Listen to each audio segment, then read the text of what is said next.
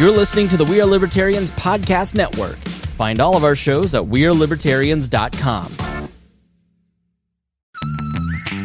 What if Galaxy AI could turn your to-dos into to-dos? Unlock everyday simplicity with the AI-integrated Samsung Galaxy S25 Ultra at Best Buy. Pre-order now at bestbuy.com. Best Buy. Imagine that.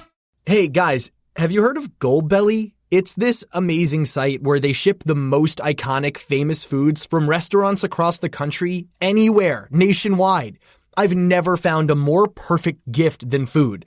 They ship Chicago deep dish pizza, New York bagels, Maine lobster rolls, and even Ina Garten's famous cakes. So if you're looking for a gift for the food lover in your life, head to goldbelly.com and get 20% off your first order with promo code GIFT.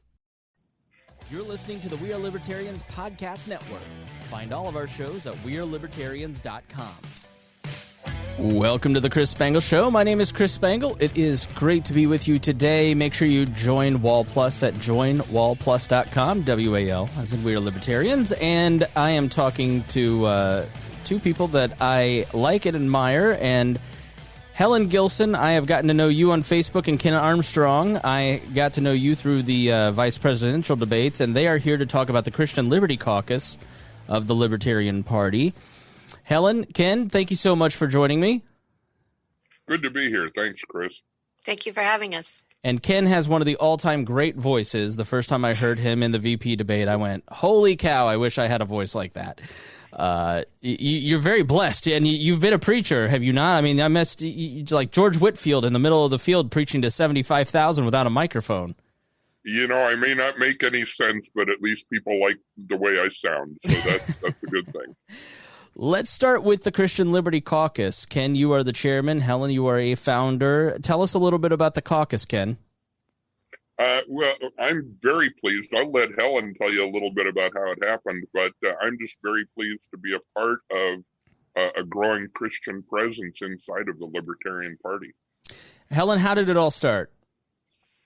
It was in New Orleans at the convention. We had an alternate delegate from Texas that was seated with our delegation in Ohio, Victor Hinojosa. I don't know if you're friends with him on Facebook or not. Wonderful guy.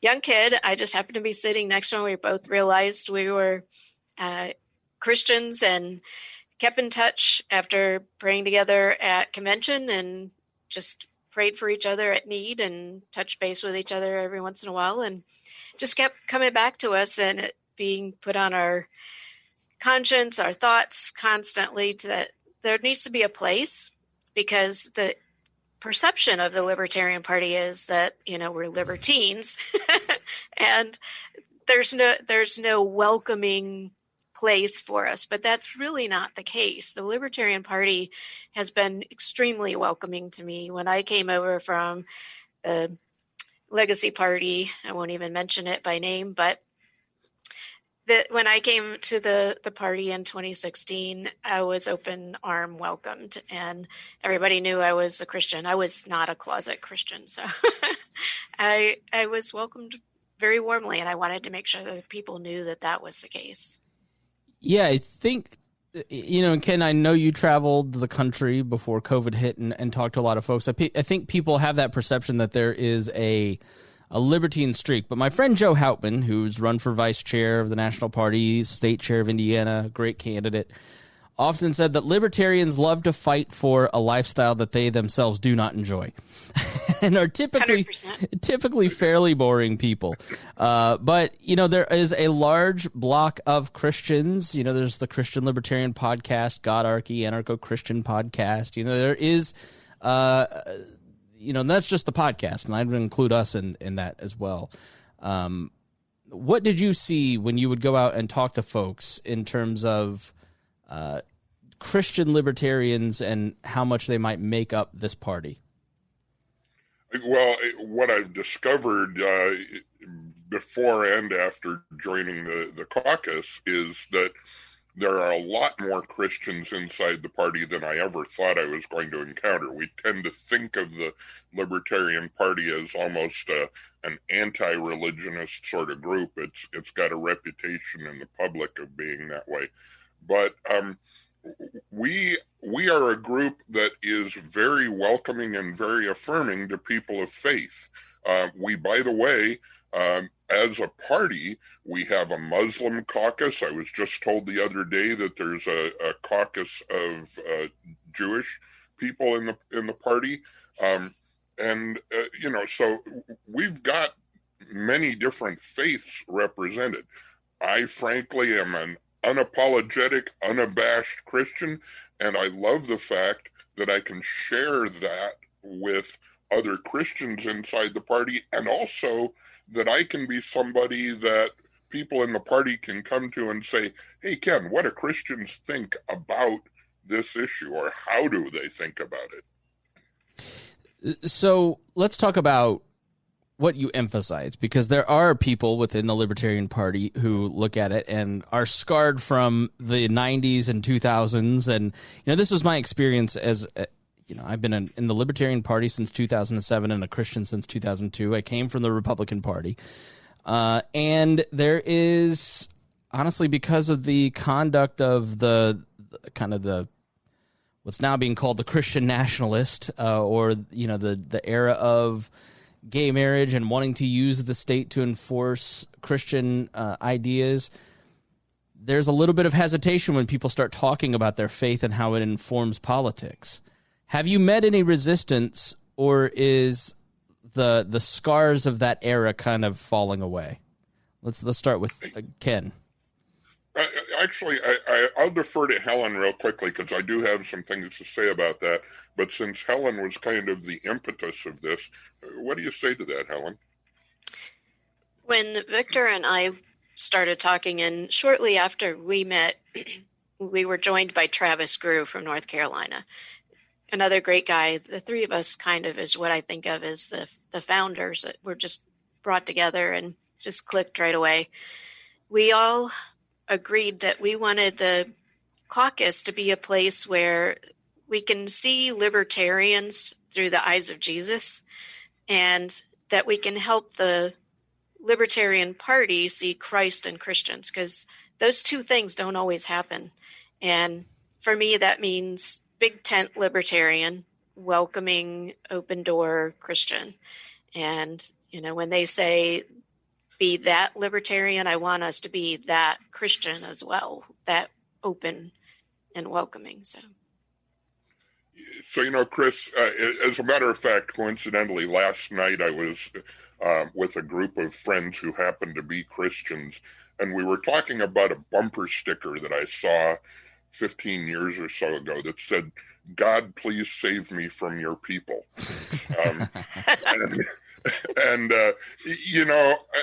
I think that to a certain extent, people who identify as Christians have earned the ugly reputation that they have.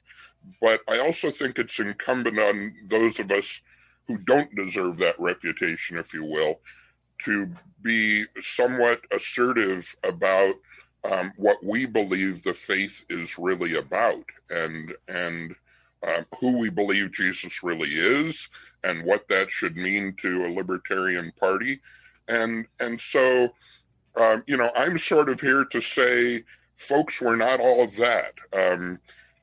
We have a spectrum of people inside of our caucus that may very well surprise you. I'm not going to mention the names, because I don't think it's fair for me to start advertising other people are in our caucus, but we represent a broad spectrum of people and of Christian thought inside of the caucus.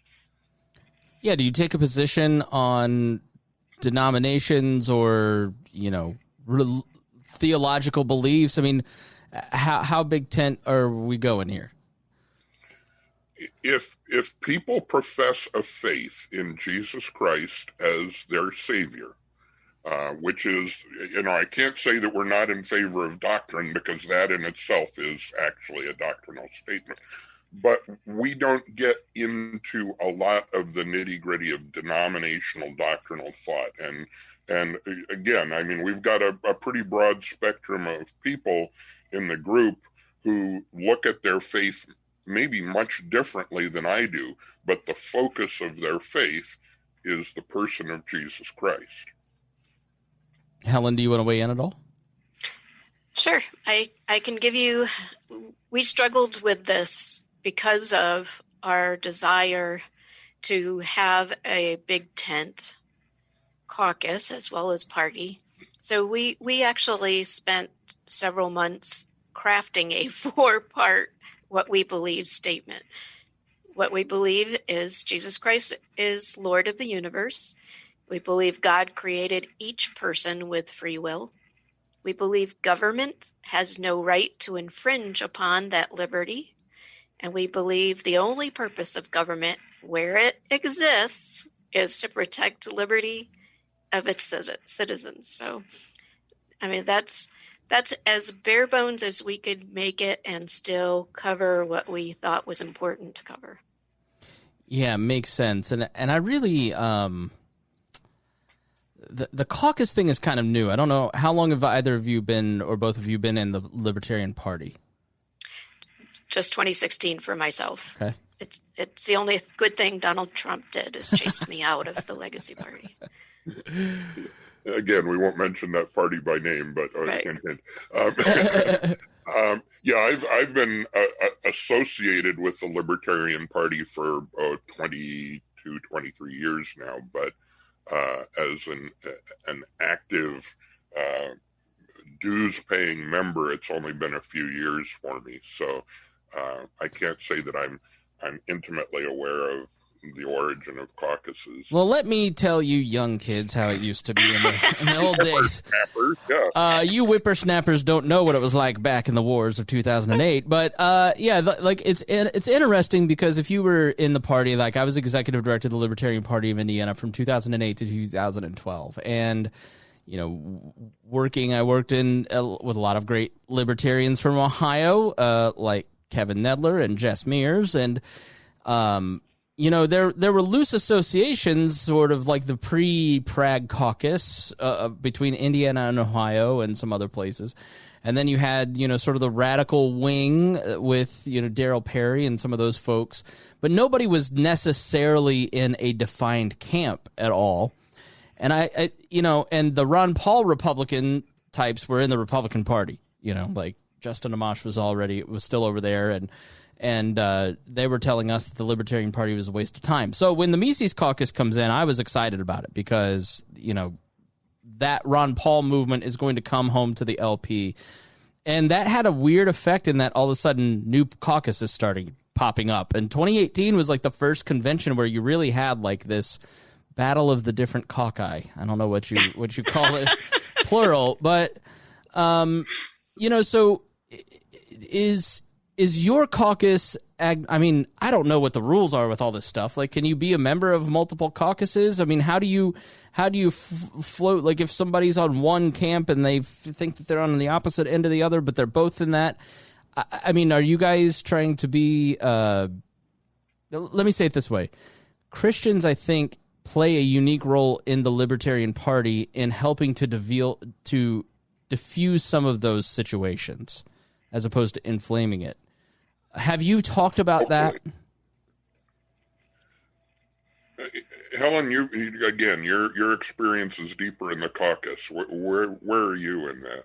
We didn't talk about our position in relation to other caucuses. It never even came up. I think there are always going to be areas where we're going to overlap based on individual people's right to freedom of association and their particular area of interest, for instance, criminal justice reform, or if they're aligned with a certain presidential candidate in the Prague caucus, that's endorsed by the Prags, or maybe an issue that the radical caucus is championing. And I think it's foolish for us, knowing the problems we've had from having a duopoly, to try to rein in or restrict any cross-pollination across different caucuses. I think we all should talk to each other. Yeah, I feel very much the same way. Aside from the faith issue that informs why I'm part of this caucus. I have been very active in trying to depolarize, if you will, the Libertarian Party. As some folks will remember, it was my push that got Spike nominated for vice president at the convention. And Spike and I come from different places in the party, different caucuses. But I've been very active in trying to get the different groups to talk to each other and remember that we're all aiming at the same target. And so that's an important thing to me. As a Christian, I add the dimension of informing my interaction with people from my faith. Yeah, I think in the before times it was like the government abolitionists versus the people who like just a little tiny bit of government, and then now it's sort of the 90s libertarian talked about the Nolan chart and the top of the diamond, and now we're all back to left and right. I got episodes on that coming up, but anyways, I think the other, in addition to just trying to unite people and try to defuse some of that in the way that Christ did. On the same side, unity doesn't mean just laying down and not articulating things that are incredibly important, issues of justice specifically. And I know, Ken, that criminal justice is something that is incredibly important to you. Why is that? And when you say criminal justice, what do you mean? Well, as a person where most of what I do in any day is directly related to my faith and how I live out my faith, one of the things that is very important to me in Christ-likeness is the way that I treat people, the way that I look at other people, human dignity and human rights, and the issue of unreasonable bondage and unreasonable assertion of force on people's lives. Very, very libertarian thinking, but also very, very Christian thinking, in my opinion. And the issue of criminal justice, of government asserting its authority to impose laws that have absolutely nothing to do with protecting individual rights, but rather purely asserting the authority of the government. That's very problematic to me, both from my faith perspective and from, the libertarian political perspective. So that gets me inflamed when I see people in prison for things that didn't hurt anybody. We need to fix that as a people. Helen, weigh in on that. I agree 100%. I have been in Columbus in fact, when Spike was here and went downtown and talked to the Black Lives Matter organizers down there, and that group endorsed his campaign nationally. Those people just want a fair and equitable relationship with the people that are currently basically bullying them. If it's to the point where if you don't fit a certain mold, that you have a fear of a police officer. So I'm a firearms instructor, and I'm a woman. So if I'm pulled over, I'm going to be concerned that this officer doesn't like women that have guns. I'm going to have concerns about how I'm treated, and I'm going to be very careful of how I interact with that officer. So. Yeah, I think Christians play a unique role in the libertarian movement of kind of finding that intersection of helping discuss issues of the marginalized, of marginalized groups that don't have a voice, that are often oppressed by government and regulations and, Spike will be on the program or has been on the program and talked a lot about that, where, licensing, for instance, or issues of criminal justice, we can be a voice for marginalized communities, and Christ really commanded us to do that. Did he not, Ken? That's absolutely right. In fact, especially that, when his followers were asking him one day, hey, by the way, who is my neighbor? You keep talking about being nice to neighbors. Who's my neighbor? And he tells a story about the Good Samaritan. Well, that phrase rolls off our tongue now, and we don't really think about what it means. But that had to be a shocking story to his followers, because saying Good Samaritan 2,000 years ago in his part of the world was sort of like somebody in Israel now saying the good Hamas or the good Hezbollah, or it was the most religiously and socially unacceptable person that he could name, and that was the hero of his story, and that's who he wants us to be. He wants us to be people who have that perspective on the least of us, if you will. He said, if you treat the least of us that way, you've treated me that way. You mentioned being a firearm instructor, Helen. I mean, so maybe that's, what are the top issues to the caucus? It's not abnormal for a caucus to kind of articulate those top issues. Is it criminal justice, Second Amendment? What, give us an idea of where you want to focus policy-wise.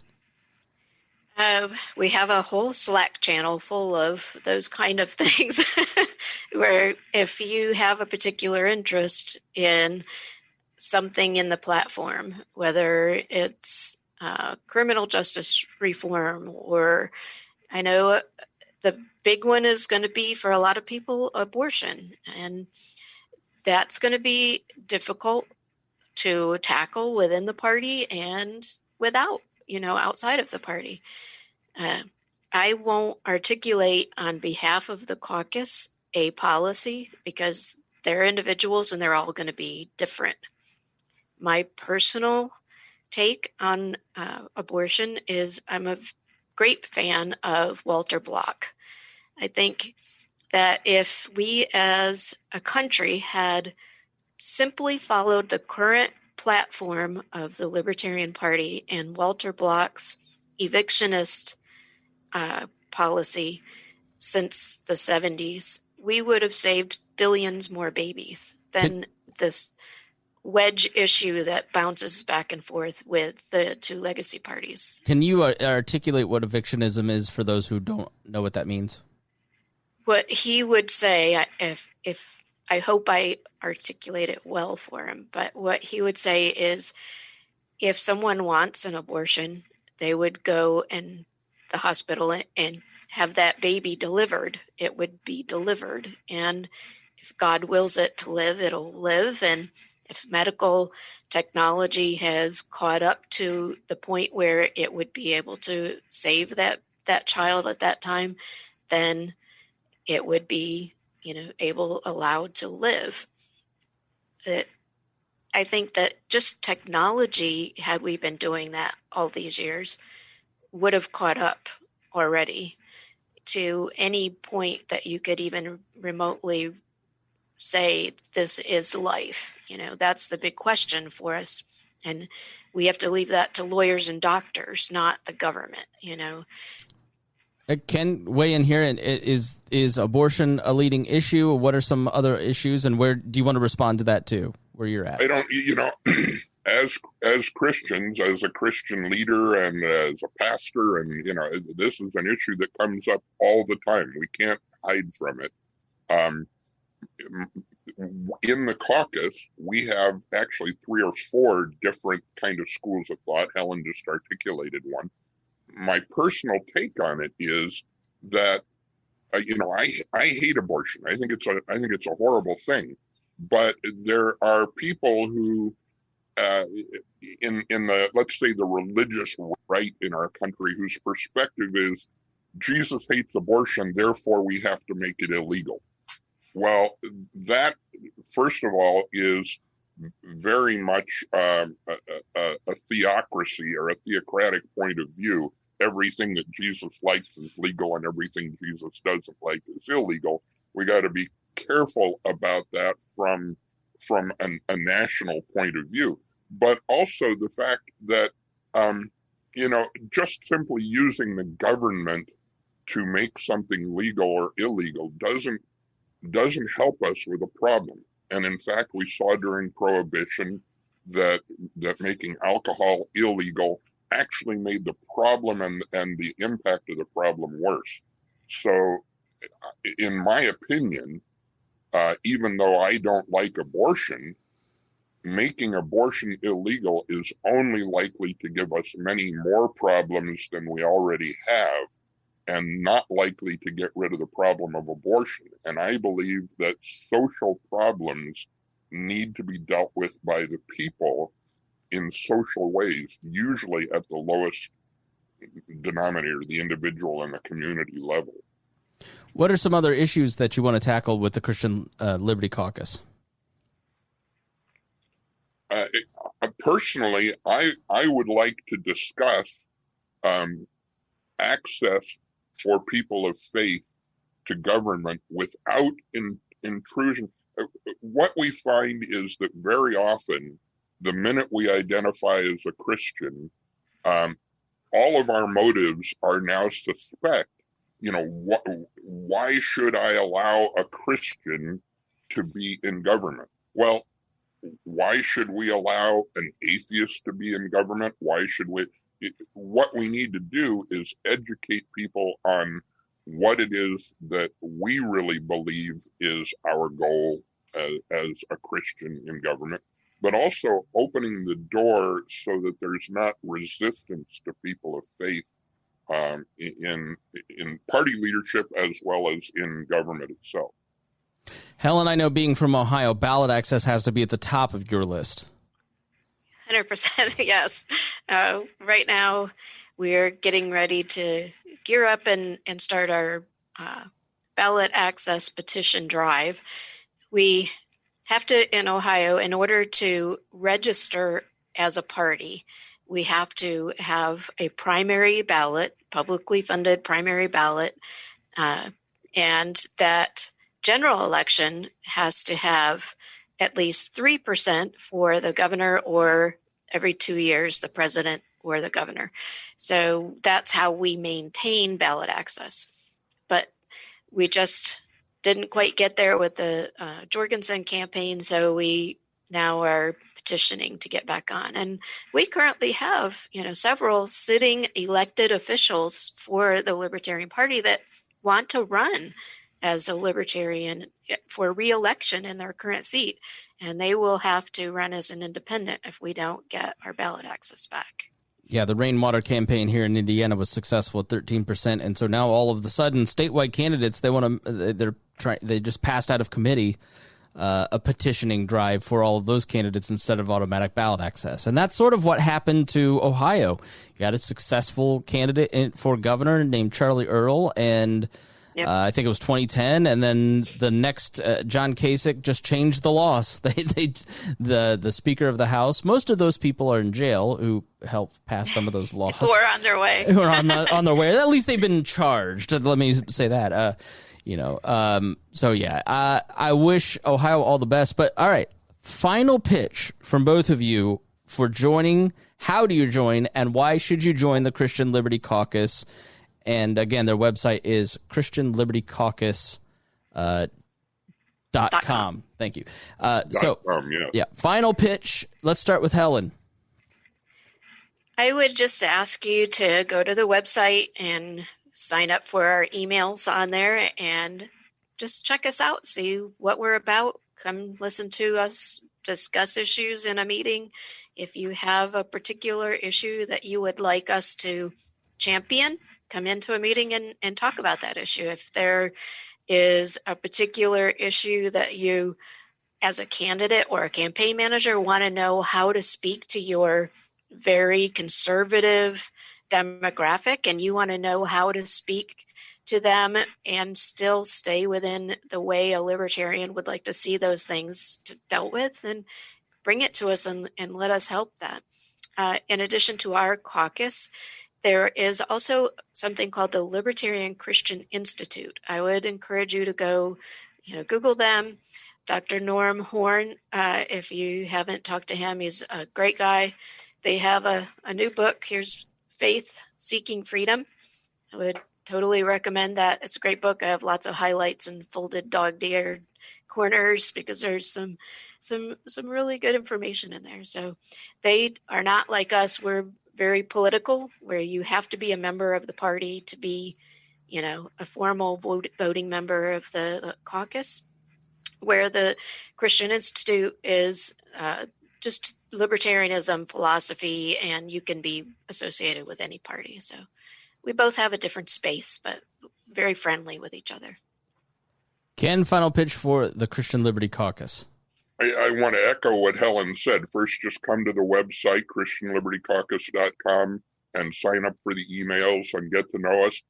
But also very important is if you just want to have some dialogue about what Christians think and how Christians think.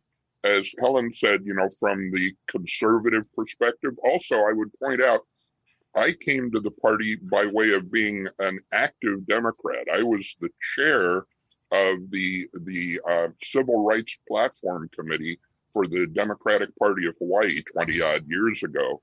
And so my background is civil rights, community activism, and from a more liberal perspective.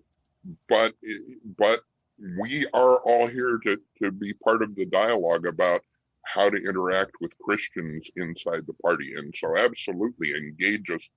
Even if you're not a Christian, happy to have you engage us. All right. Again, that is ChristianLibertyCaucus.com. Thank you to Helen Gilson and Ken Armstrong. Thank you both for joining me. I appreciate it.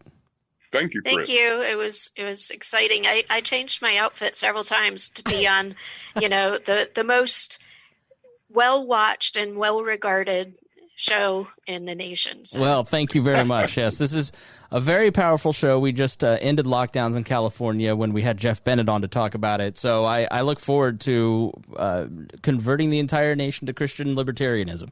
So with this episode. So thank you both for joining me, and I appreciate the kind words. And thank you so much for listening to the Chris Spangle Show. We will see you soon.